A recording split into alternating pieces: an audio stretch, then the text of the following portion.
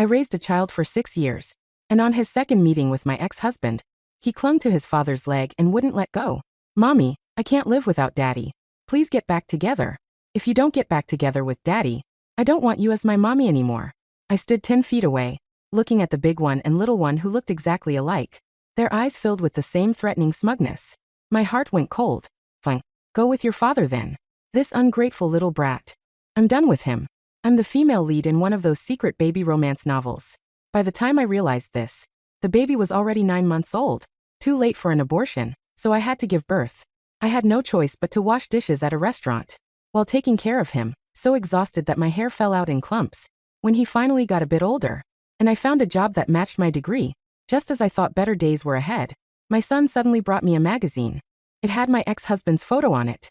The little guy tilted his head with innocent eyes. Mommy, who is this person? He looks so familiar. I frowned and took the magazine from him. Mommy doesn't know him. Sweetie, don't worry about these unimportant people. He glumly said. Oh, my baby is named Ryan Johnson. Taking my last name. He was about to turn 6 that day. I brought home a cake and a giant doormat plushie. Thinking about my little guy's smile made my heart happy. But when I got home, I only saw him sitting on the sofa with his arms crossed, looking cold. That expression, I had to admit, exact like his father. I found it amusing and casually turned on the lights.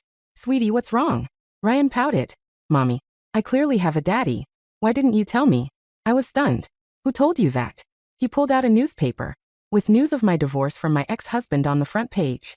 Mommy, you had me the year after your divorce. He's my daddy, right? Kids in novels are always so smart. I didn't want to lie to him. Sweetie, he's indeed your father. But Mommy and he have conflicts. We can't live together. You understand, Mommy, right? The little guy hung his head glumly. But I want a daddy. When you're a bit older, Mommy will take you to see Daddy, okay? I gently told him. Even though Mommy dislikes him, you are his son and should go see him. I rarely think about that idiot male lead anymore. Basically worthless from head to toe. Whatever his mother and childhood sweetheart said was gospel. True. While everything I said was just excuse faces and schemes. Even when I was pregnant with Ryan, and his childhood sweetheart pushed me down the stairs. As long as she cried and acted pitiful, the male lead would force me to sign a forgiveness letter. Looking impatient. You're fine, aren't you? Emma is still young. She can't have a criminal record. I think my mercy was not stabbing him when we divorced. But although he and I have grudges, Ryan and he do have a father-son relationship. I never planned to hide it. Moreover, compared to other places, I still hoped Ryan would live in New York. The company recently had a transfer opportunity to New York, so I submitted an application. But before the transfer was approved, the kindergarten teacher called to tell me Ryan was missing. Just during a short recess, the child ran out by himself, leaving a note saying he was going to find his daddy. I was frantic. Skipped work to serve for half the day. So panicked, I could barely hold my phone steady. When I finally got his call, he was excited on the other end. Mommy, I found Daddy. We're on the airplane. Now what? The male lead took the phone, his magnetic voice coming through. Emma, come back to New York. Let's talk. My job transfer wasn't ready yet, but for Ryan's sake, I frantically submitted my resignation and rushed to buy a plane ticket back. Right after landing, I was escorted by the male lead's bodyguards to his mansion. I didn't even have time to scold him, rushing straight to Ryan, seeing his rosy little face as he excitedly played with building blocks. I finally breathed a sigh of relief. Then anger surged up. Ignoring his struggles, I picked him up and spanked his bottom. What did Mommy tell you? You can't go with strangers. Did you forget? Ryan looked very wronged, even tears gathering in his eyes. But that's Daddy. I was too angry to speak, turning to look at my ex-husband with a cold laugh. If you wanted to see the child, you could have gone through proper channels. Sneaking around like this is really underhanded. My ex-husband smiled slightly and changed the subject. The child is very cute, I answered without hesitation. That has nothing to do with you. He acted like he did hear me. For the child to have a good living environment, let's consider remarrying. Emma. My response was an unhesitating slap. In your dreams. After I scolded Ryan, he sulked in the corner, refusing to eat or drink, stubbornly resisting me. In the end, I felt sorry for him and went to soften up first. Sweetie, Mommy and Daddy really have conflicts. Can't be together anymore. Next time you want to see Daddy, you must tell Mommy first. Do you hear me? He hung his head, taking tiny sips of water, neither speaking nor nodding. As stubborn as his father. That sense of helplessness I often felt when we were married crept back into my bosom, making my heart ache. From birth until now, I was the one who changed his diapers, fed him, rushed him to the hospital when he was sick, and stayed up all night watching over him. I watched him grow from a tiny baby into a 6-year-old child. I don't understand why he wants that absent father so badly. I leaned against the sofa, slowly pressing my temples. What was even more devastating came next. In just 3 days, Ryan disappeared again. I rushed to my ex-husband's company, and just as I was about to take him away, I saw him sitting on the ground, hugging the male lead's leg and crying loudly, shouting at me while crying, "Mommy, I can't live without Daddy. Please get back together. If you don't get back together with Daddy, I don't want you as my mommy anymore." I can't describe exactly how I felt hearing those words. I only know that in that moment, my blood seemed to flow backward, cold sensation spreading from my limbs to my brain. I felt like I died once completely.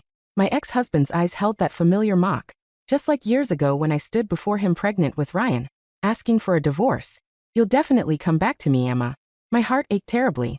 I slowly crouched down, looked up at the big one and little one, with their strikingly similar faces, and softly asked, "Are you sure, Ryan?" He cried without hesitation, "I want Daddy with me. I want Daddy, all right." I took a deep breath. "Go with your father. Then from now on, I'll pretend I never had a son like you." When I walked out of my ex-husband's company, it was raining outside. In a daze, my heels stepped into puddles, splashing mud onto my calves and staining my skirt, but I barely noticed. 6 years. I raised him for a full 6 years. When he was little and wouldn't drink formula, he bit my bosom so hard they bled, but he kept drew the milk mixed with blood. Even though the pain made my arms tremble, I endured it, wanting him to eat more and build immunity. When he cried at night, I couldn't had to care for him myself, staying up until my hair fell out in clumps, and fine lines appeared around my eyes. When he got a bit older, I worried I wouldn't know how to raise him properly, so I searched everywhere for advice. Being parenting like an academic subject, I bought stacks of books and picture books, joined every parenting group I could find, even paid experts on platforms to ask how to raise a child so he could have a happy childhood.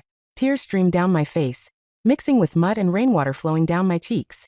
Following instinct, I stumbled under a tree, sat in the water hugging my knees, and with trembling hands, opened my wallet to pull out Ryan's 100-day photo. From the very back, I stared at that chubby little face for a long time. So long, I even began to doubt whether today's events were just a dream. Ryan didn't hug my ex-husband's leg, didn't say those hurtful words. He was home waiting for me to, and cake home, until I looked up and saw my ex-husband walking out of the company building. Ryan was perched on his shoulders, excitedly hugging his forehead, his cheeks rosy with a shy but joyful smile. I stared blankly. In that moment, saying it was bone-chilling cold wouldn't be an exaggeration. The 100-day photo in my hand fell into the puddle, getting soaked and blurred until I could no longer make out the face. The rain didn't wash me clean, it just made me heavy. I left the photo in the mud. That was the first step. It felt like leaving a limb behind, a phantom pain throbbing in my chest where my heart used to be, but I forced my legs to move. One step. Another. Away from the skyscraper that held the two people who shared my DNA and none of my soul. I returned to the apartment. It was filled with the clutter of a 6-year-old, a half-built Lego castle, a stray sock under the coffee table, the faint scent of strawberry toothpaste. Usually this mess was my comfort. Today it was a museum of a life that had just been cancelled. I didn't cry. The tears had run out under that tree. I felt a terrifying, clinical clarity. I am the female lead, I thought, remembering the trope. And in those stories, the mother always waits. She pines. She suffers in silence until the male lead realizes his mistake, and the child cries a few times, and all is forgiven. Screw the plot. I whispered to the empty room. I grabbed a black garbage bag. I didn't pack Ryan's things to send to him. I packed them to purge them. The clothes I had stitched patches onto. The bedtime storybooks I had read until my voice was hoarse. The plushy doormat I had bought for his birthday. I shoved them all into bags. I called the landlord. I'm breaking the lease. Keep the deposit. I called my boss. I accept the transfer, but not to New York. Is the position in London still open? It is, my boss replied, startled. But Emma, you said you couldn't go because of your son. I don't have a son, I said. My voice didn't shake. I can fly out tonight. I left my phone on the kitchen counter. It was buzzing. 12 missed calls. The idiot. 3 missed calls. Ryan via Dad's phone. I stared at the screen lighting up the dark room. I could imagine the scene. Ryan crying because he wanted his familiar pajamas. Alex calling to demand I bring them over like a glorified servant. They expected me to pick up. They expected me to bargain. I turned the phone off. I took the SIM card out and snapped it in half. When I walked out of that apartment with nothing but a suitcase of my own clothes and my laptop, I felt light. It was a terrible, vertiginous lightness, like standing on the edge of a cliff. I boarded the plane to London. As the wheels left the tarmac, I closed my eyes. Goodbye, Ryan Johnson. You wanted your father. You have him. Ryan's perspective. 1 week later. The house was big. Bigger than the park Mommy used to take him to. The ceiling was high, and there were lights that looked like diamonds. Daddy, I'm hungry, Ryan said. He was sitting on a carpet that cost more than his mother's car. Alex didn't look up from his tablet. Tell the maid, Ryan. Her name is Mrs. Higgins, I think. I want Mommy's mac and cheese. Mrs. Higgins is a Michelin star chef. She can make mac and cheese. Ryan hugged his knees. It had been fun for the first 3 days. The toys were endless. He had a robot that could talk. But the robot didn't hug him. When is Mommy coming? Ryan asked. Alex sighed, pinching the bridge of his nose. Stop asking that. She's just throwing a tantrum. She wants us to chase her. We aren't going to. But she didn't answer the phone. She's playing games. Women like your mother love drama. Just then the front door opened. A woman walked in. She was beautiful, smelling of expensive perfume, but her eyes were sharp like glass shards. This was Emma, the auntie Daddy liked. The one Mommy said pushed her down the stairs.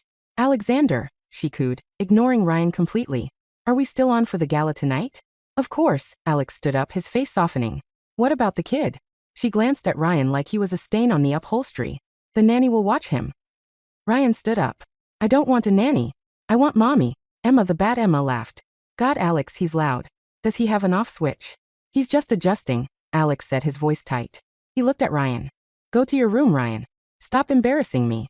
Ryan froze. His mother had never looked at him with embarrassment. Even when he threw up on her at the mall, even when he screamed in the supermarket, she had just held him and whispered, It's okay, baby. He ran upstairs. He found the phone the nanny had left. He dialed Mommy's number. He knew it by heart. The number you have dialed is no longer in service. Ryan sat on the floor of the room that was full of toys but empty of warmth. The silence of the mansion was different from the silence of their small apartment. This silence had teeth. 2 years later. London suited me. The gray sky matched my soul, but the city was alive, indifferent and busy. Just the way I liked it. I worked. God, did I work. Without a child to rush home to, without the mental load of pediatrician appointments and playdates, I poured every ounce of my energy into my career. I rose from a senior analyst to a director of operations in 18 months. My hair grew back.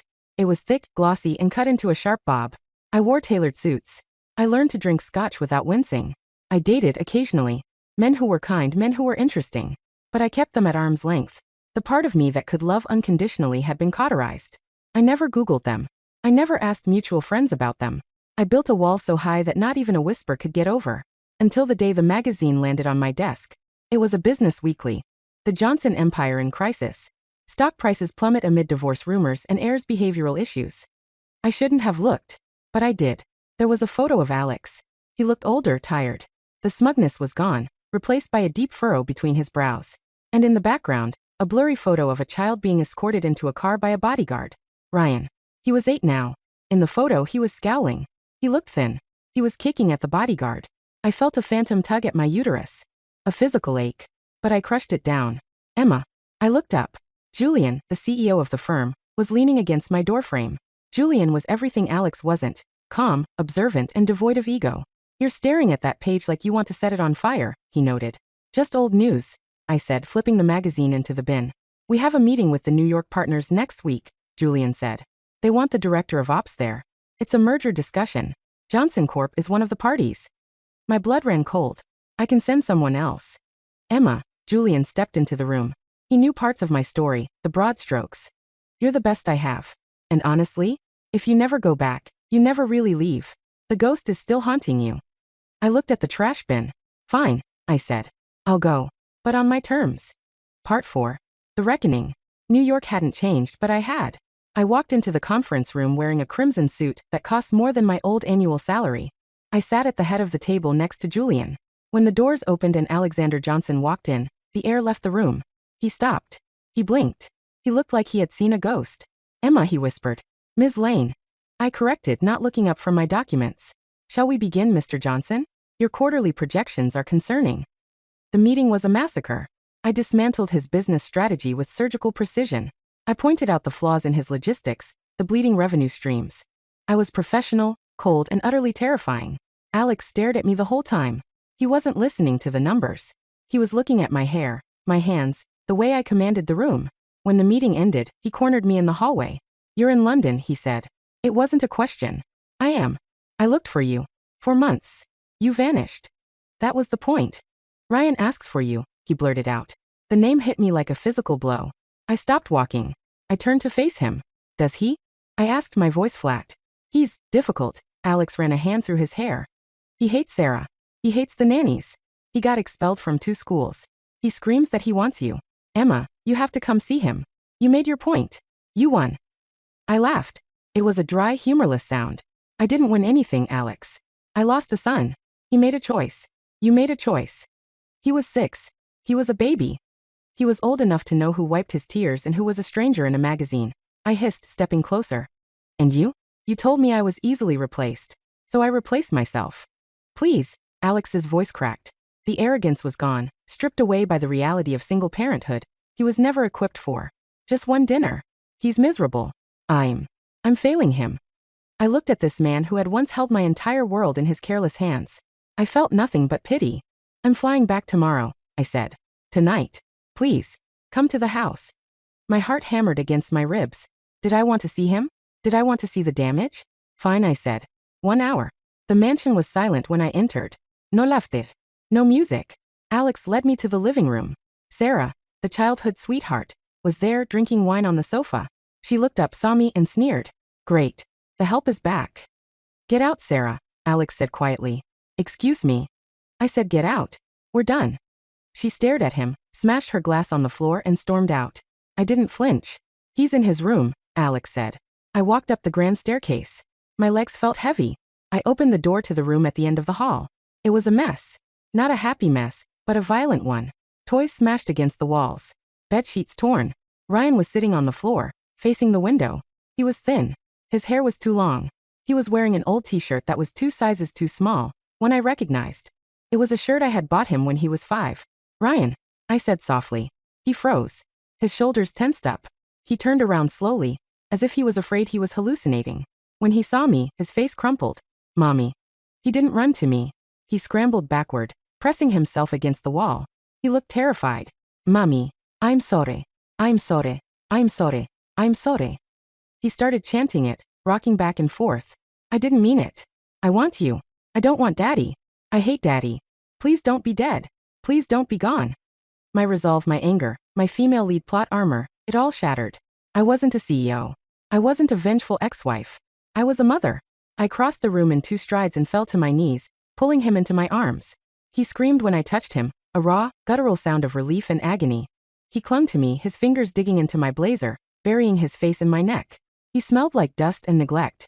"I'm here," I whispered, tears finally spilling over. "I'm here, baby."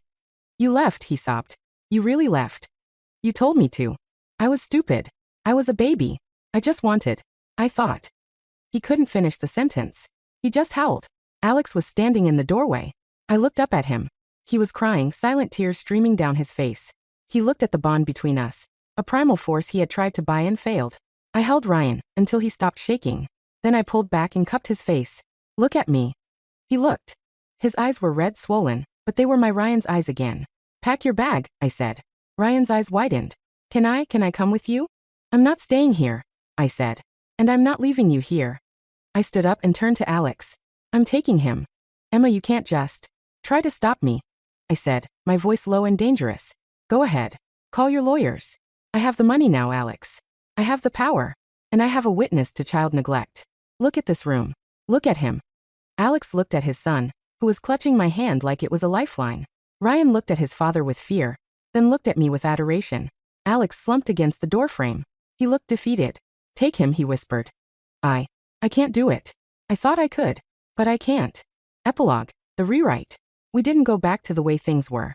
You can't unbreak a plate, even if you glue it back together. The cracks remain. I took Ryan to London. The first 6 months were hard. He had nightmares. He was clingy, terrified that if he let go of my hand, I would vanish again. We went to therapy, separately and together. I had to learn to trust him again. To look at him and not hear the words, "I don't want you." He had to learn that love isn't something you trade for a bigger house. Alex tried to visit once. Ryan refused to see him. "Maybe when I'm older," Ryan had said, hiding behind my leg, the same way he had once hidden behind Alex's. "But not now." 3 years have passed since that night in New York. It's a Sunday. Rain is lashing against the windows of our townhouse in Kensington. The smell of roasting chicken fills the air. Julian is in the kitchen, helping Ryan with his math homework. They are laughing. Mom, Ryan yells. He's 11 now. Tall, lanky, happy. Julian says he's going to beat me at FIFA later. Tell him he's dreaming. He's definitely dreaming, I call back smiling. I walk over to the window. I see my reflection. I don't look like the exhausted dishwasher from the restaurant. I don't look like the discarded ex-wife. I wrote my own ending. The secret baby romance novel wanted me to forgive the billionaire, to submit to the family unit, to accept the crumbs of affection. Instead, I built a kingdom. I saved the prince. And I left the king in his empty castle to rot. Ryan runs into the room and hugs me from behind, resting his chin on my shoulder. You okay, Mom? I lean back into him. I'm perfect, sweetie. And for the first time in a decade, I actually am.